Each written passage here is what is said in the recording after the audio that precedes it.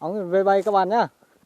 Với ổng là với ổng ấy. Đây, ống về bay ở trên ngọn cây đó. Chưa biết về ống của ai nhưng mà ống về bay ở đây.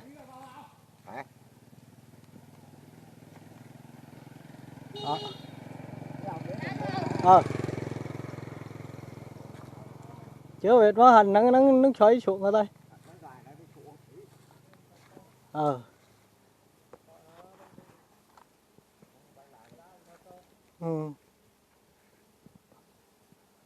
Không về bay rồi các bạn nhá. Đây, về ống mình rồi. Đây đúng rồi, về ống mình rồi. Đằng này không kẹo lại, đằng này thì không kẹo lại tụi nó là cả. Đây rồi. Đây các bạn nhá. Đấy.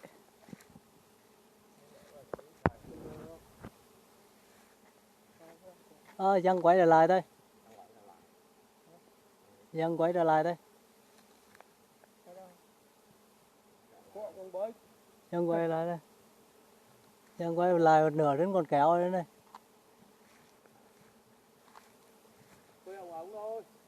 Dân quay một nửa trở lại rồi nè. Thôi ông Minh đây đang lấy một nửa đấy chắc chắn thôi nhưng mà đang lấy dân một nửa quay lại rồi nè, hay đâu à? Dân quay lại một nửa thôi, dân quay lại một nửa thôi. Lại xuống ông đây một nửa mà, lại quay lại đấy một nửa này, nửa đuôi về đang làm thôi. Cắt đất rồi đâu? Cắt đất rồi đâu? Cắt đất rồi. Cắt đất rồi hai nửa rồi. Cắt hai nửa rồi. Bay đi xuống đây này. Nửa đang đi xuống nửa trọc xuống đây này. Nó trọc xuống ông Minh này đây. Đấy nó trọc xuống thôi.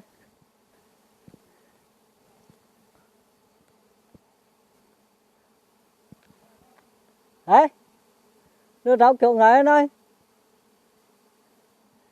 Cái nửa đuôi rớt vào ngựa đấy chứ, nó trọc xuống này đây. Đấy. Đấy nó trọc cái xuống đáy thôi, xuống ông đáy thôi.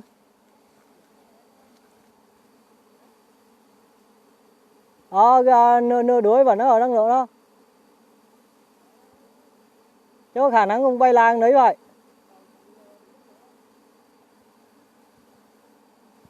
Cũng tương đối được các bạn, mức khoảng 3-4 đời cuốn nhở.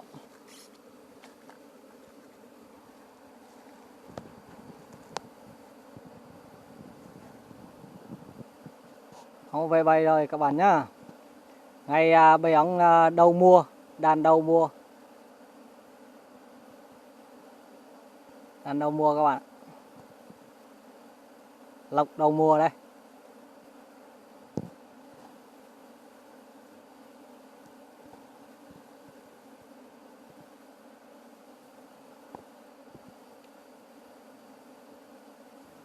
Mở ra cái khúc mở thôi. Và nó ra đò. Không có lý đâu. Chứ mất thượng thôi, hẳn mất thượng thôi. Khả năng hẳn mất thượng thôi. Mất thượng nó bay loàn xạ đấy này. Loàn cả trên cả dưới.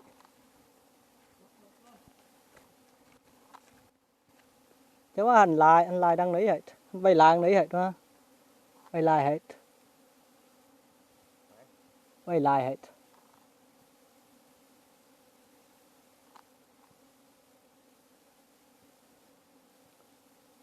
Bay lại hết.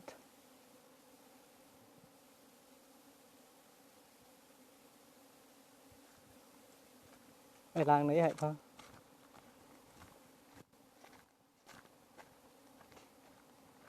Đây. Bắt đầu lấy nữa đó. Lấy nữa đó. Thôi.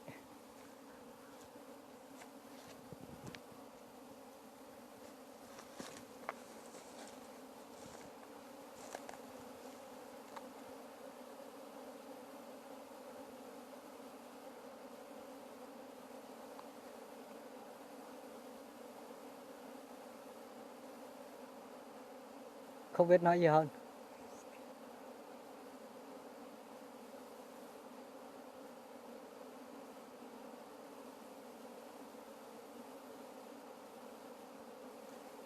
để nhìn tượng khám tượng máu đấy đó.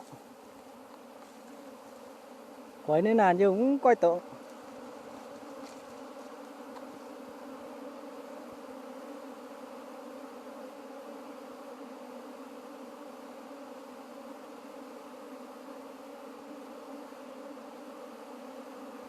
Cuốn cực kỳ đẹp ông Bích ạ.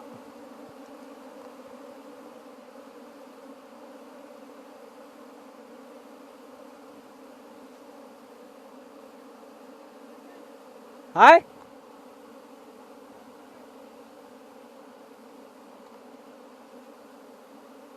Chứa vô tượng quá ạ. Chứa vô tượng quá ạ.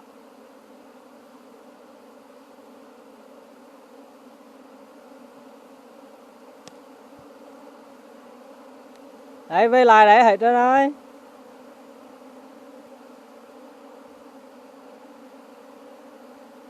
Rồi, chứa vô tượng này chứ về lại đấy hết rồi.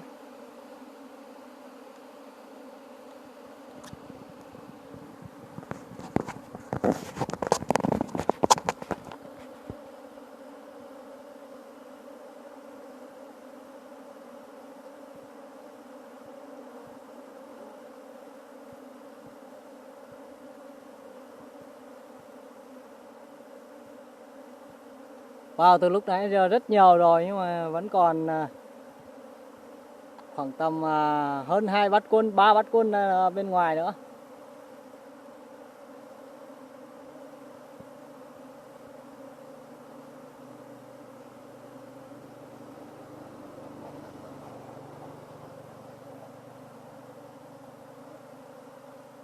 Hiện tại chưa nhìn thấy tướng ở đâu.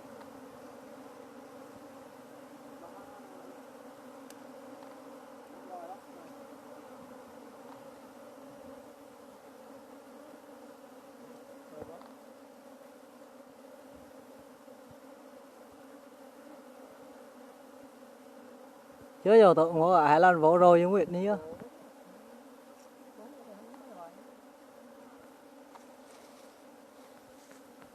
Tượng là cái khúc đuối sau đấy nó. Khúc đuối rợt sau mà không rợt lại được, đang nữa không dăng lại được nữa đấy. Hắn vẫn muốn lại nữa em không lại được.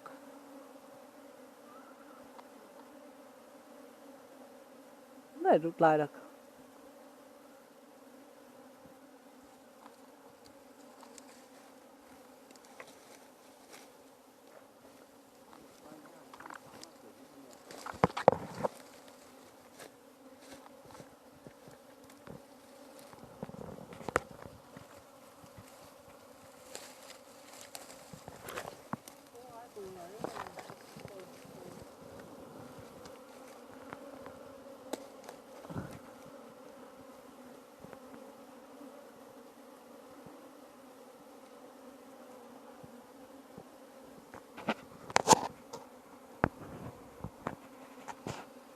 Có cái tượng màu đấy nữa.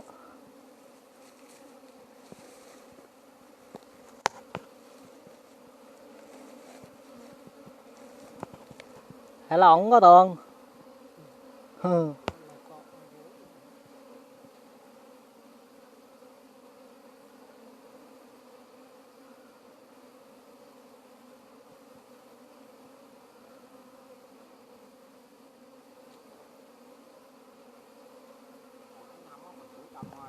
Đấy.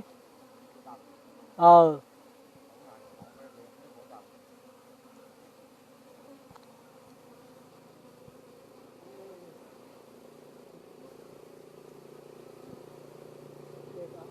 còn to con, còn đẹp không? Còn đẹp con không?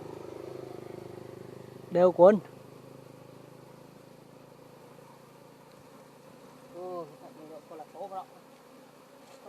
Về nhà chưa mà đâu?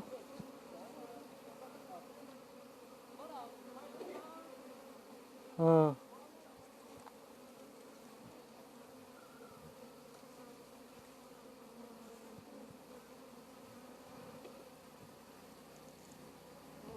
À, cũng kiểu tượng ngựa đấy.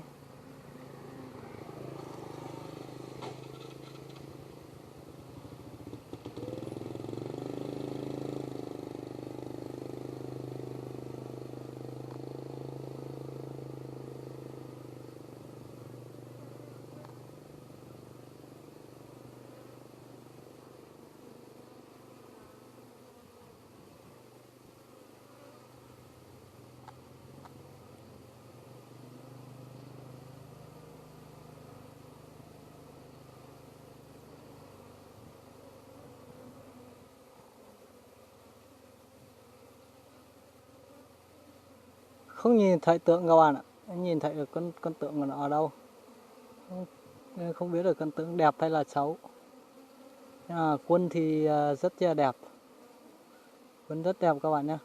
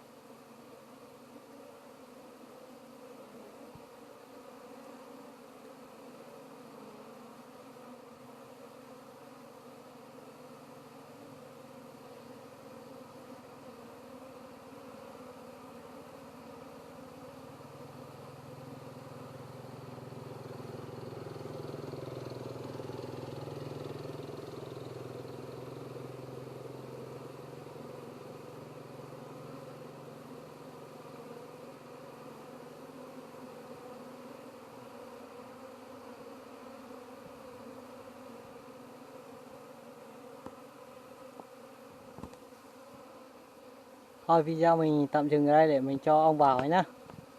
Các bạn nhá. Các bạn nếu xem kênh thì ủng hộ mình nhá.